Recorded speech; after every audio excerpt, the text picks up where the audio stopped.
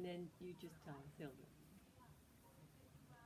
Oh, Yes. hello, and welcome to the lockdown, quarantine-friendly book launch of a new novel by the Vancouver author, Jim Sutherland, and my husband for almost 40 years. My name is Jessie Horner, and I'm joined tonight by Hilda Lau, my daughter-in-law, and my son, John Sutherland, and of course, the esteemed novelist himself, Jim Sutherland. Hello, Jessie. Hi, Jim. Now, this is the book, recently available, very exciting. I don't know if you can see that cover. Maybe you can zoom in more easily than I can zoom out. But you can tell a little bit from the cover, and it looks very good. So it tells us this. It's 2016, and all seems quiet between British Columbia and Idaho. On one side, pot growers and pot smugglers. On the other, preppers and pastors, and never the twain shall meet. Except that is, at the border straddling, good Greek golf resort every Sunday morning when the men's club plays. Sometimes, in fact, they play for keeps. To save his own skin, the dirty ex-cop who founded Idaho's biggest prepper depot and now serves as local point man for Donald Trump's presidential campaign rats out a trio of smugglers. They vow revenge and recompense, devising a convoluted plan to trick him into funding a reality television show in which he will star. Enlisted for the cause are an enterprising ex, recently returned from Los Angeles because her porn studio is floundering, and a hacker daughter who dons braces to pose as a teenage valley girl. Oh, and 14 out-of-work porn stars masquerading as a film crew. The result is panhandle pandemonium, but out of it a TV show surprisingly emerges, as does an understanding of certain character traits shared by the Prepper King and his beloved candidate. You'll laugh, all right, until you cry. So, Jim. Well done, Jessie. Incidentally, we're live from the grotto in our front garden. That's right. It's Yes. a beautiful May evening. Yes. Yeah. So, Jim, do you want to tell us how you started this book, or when you started it, or do you want to jump into reading? Well, I could very quickly introduce it by saying I started writing this in 2016, and I'd always been a little bit aware of the strange culture clash between the Kootenays in BC, which is the home of our marijuana industry, very liberal place, uniformly elects, nominally socialist NDP candidates, and just south of the border, the Idaho Panhandle, one of the most conservative areas on the continent by a long stretch. Maybe in the world. It might possibly be, who knows, but anyway, it's very conservative. And so that was interesting. And then when Trump was elected, I mean, first of all, it's just so surprising, shocking. Just Trump, so different. And everyone started commenting, and I just didn't want to be a piler on, and yet I wanted to say something, so I started writing a novel. Mm-hmm. Okay. And there you go. And so, do you want to read? Yes, I would read. So I have 3 very brief passages, and there are essentially 4 primary characters or groups of characters in this novel, and one of them doesn't get a spot here, and he's the drug enforcement agency agent who meanders through very ineffectually throughout the book until he finally gets his big moment at the end. Oh. We're not gonna meet him. Okay. First, we're gonna meet the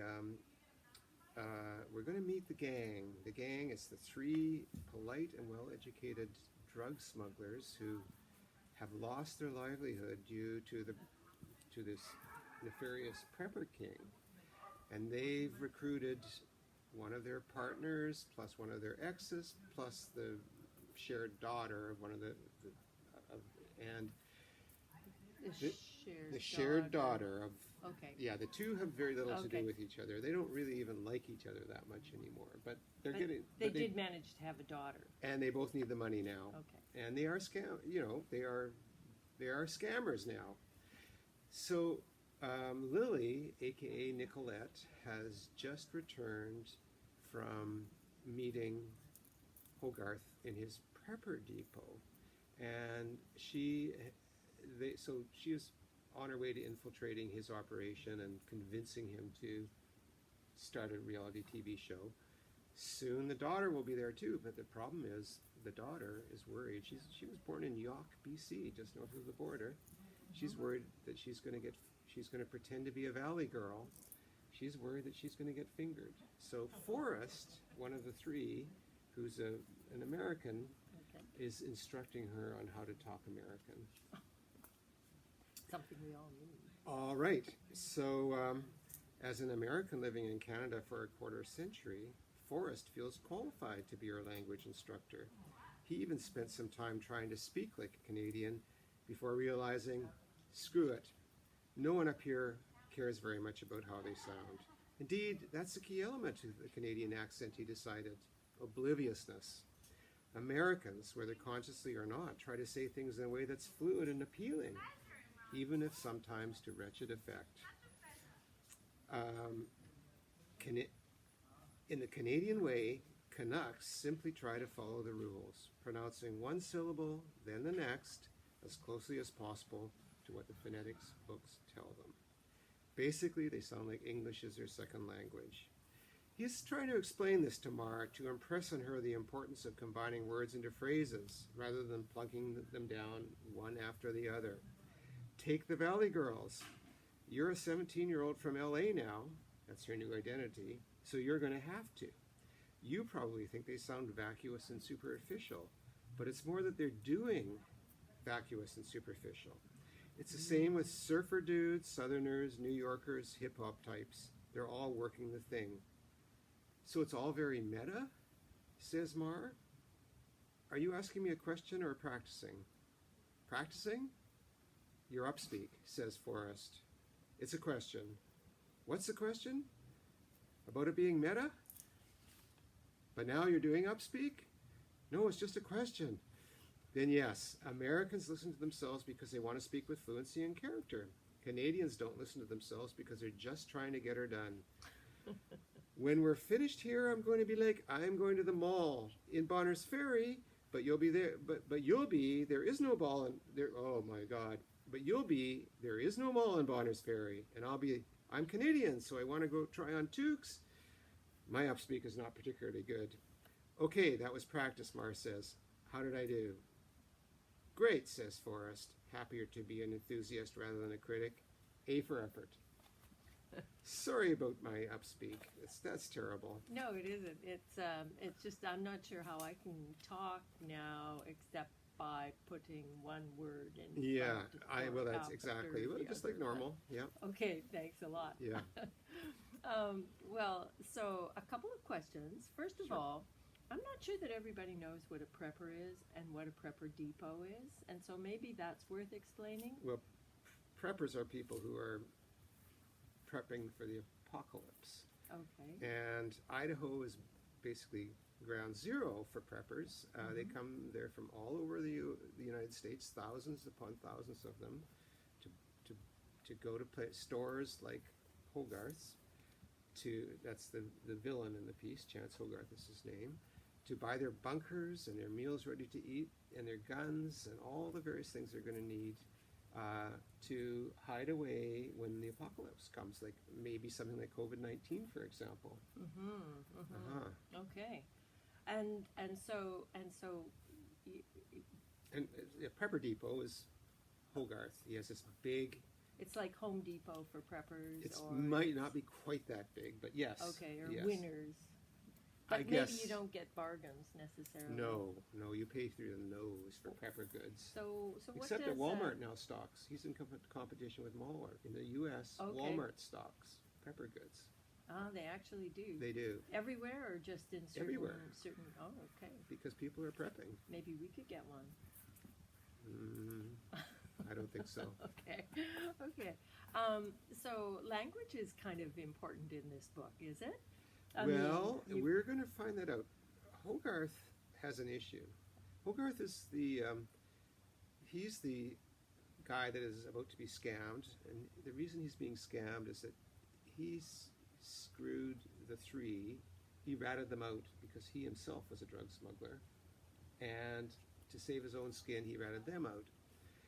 They recognize this, and they decide revenge, but also we're going to make some money off this guy. And he is a terrible person. It's not going to show up in the thing I'm going to read you. He's going to actually sound perfectly normal, but he's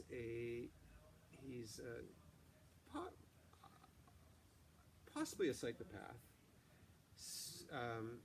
Certainly a Vulgarian.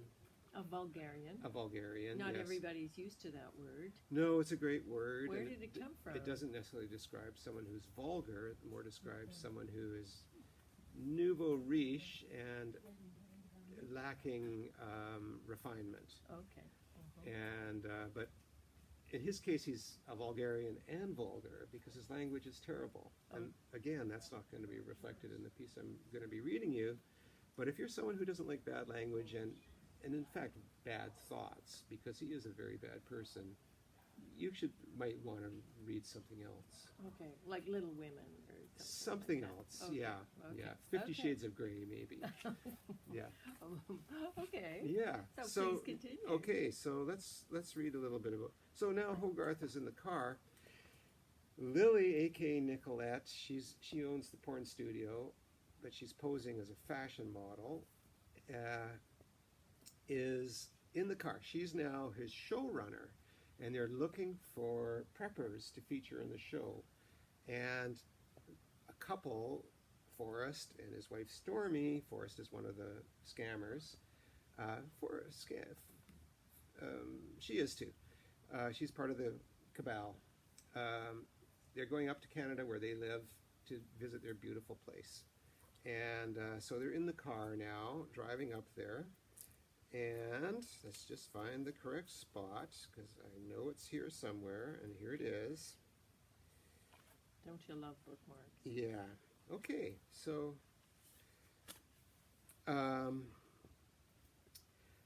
it had taken some convincing, but Hogarth finally has Lily in the car on the way up to Canada. The problem with preppers is they're so predictable, he says to her as they pass by the golf course where Forrest cuts such an impressive figure. But not these two. They're anomalises. Sorry, says Lily.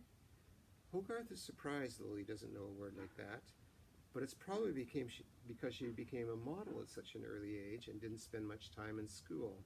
Plus, she's had to learn English too. She's ostensibly from Belgium. So sure, there can be gaps in your knowledge and vocabulary if you aren't careful to fill them. Anomalises, he says. Forrest and Stormy are different from run-of-the-mill prepper types. When you're different like that, what they say is, you're anomalous. Of course they do, says Lily. This is a problem that Hogarth has with words that begin with A. He thinks they're two words, and anyway, it happens several times. It's a type of aphasia, which he would describe as phasia. It's kind of like me always saying I've been misled by various people, when in fact I probably... Well, Hogarth is going to be misled. Okay. You don't want to give too much away. No. You don't. Certainly we know that they're attempting to misle him. It's a good word, misle. Indeed. Yeah. Okay, so what kind of genre would you say this book falls into? I mean, it sounds like there's a little bit of language. This book is literature. No. Oh, you It's okay. the accent. It's the accent that got me there. Sorry. Okay, well, I was trying to write realistically, I wanted to write a comic crime caper, because I thought people might want to read a comic crime caper, and I like to read comic crime capers. But unfortunately, a lot of satire crept in, and so it's a little bit of a hybrid. And a little bit of sociology, I think, as well. Sociology, social satire, I think you might call that, yeah. It's interesting. I mean, so many industries have disappeared in the last what, 5 years, 10 years? Yes, economic history is a big part of it because Yeah. we find out a lot about the BC's marijuana industry, which is in trouble. It was 20 years ago, it was a $6 billion industry when that actually was real money. And it has been a huge part of BC's economy for a long time. And of course, the porn industry is the same thing. That the porn studios, like Nicolette's, are failing because amateurs have taken over the business to such a huge extent. And quarantine and physical distancing is really having an impact on that. That's too, why I it's think. so Yeah. much of it is couples and individuals now who are doing. Oh, never mind. Sort of like I this know interview. nothing about pornography. I swear. Okay. Okay. Did you want to read another section? One more section. Okay. So I said there was, okay, this is a good segue. We're talking about pornography here, and of course, the porn actors, because they're all out of work, have been enlisted by Nicolette to pretend to be a film crew who are coming to film the pilot for this reality TV show. Okay. And Why not? yeah, well, exactly. So, but before they leave LA, the newly minted director, whose name used to be Randy Vixen, the Dangerous Dane, but who has changed her name to Milagros Lichowicz in an effort to sound artsy, has gathered everyone together to give them last-minute instructions. So she's talking to them here and says, "Now I know it wasn't easy, but I hope you've all had a chance to come up with non-porn names. Melvin Henderson," says Roger, "no longer the biggest man in porn, as he styles himself, but a mere camera operator. Can't get more porn than that. Jennifer Smithfield," says the assistant director. "Perfect. I went in a different direction, but nice. So enter your new names and the fake bios I asked you to write up in the system, and we'll get them up on our new website. Or Not Productions. Fine film and video since 2003. Or Not, that's porno backwards," someone says. "That's right, because we have to be the opposite of porn stars. Obviously, you'll need different hairstyles and clothes. Put on a few pounds if you can't. Bind your chests, maybe." "What about Roger?" one of the women says. "How's he going to bind that?" "I don't know how that would work. Roger, if there's something you can do, please do it. Also, the other important thing is to remember is that none of us is supposed to know Nicolette, who incidentally is not Nicolette anymore, but Lily, Lily DuPont. The story is she used to be in the fashion business and then did some TV stuff. Just another smart and good-looking woman trying to scrape by as best she can. Her daughter's there too. You can call her Mar like always, but Mar isn't supposed to be a Canadian, but a California Valley girl. And she'll be wearing braces." "I wore braces for a shoot once," says a newly minted sound assistant, who now goes by the name Edna Statadelberg. Schoolgirl thing, right? Someone else says. "Yes, but that was incidental. It was about the braces." And then, yeah. And the braces, sadly enough, do figure Okay. later. Okay. Well, I don't want to have all the spoilers out there. No.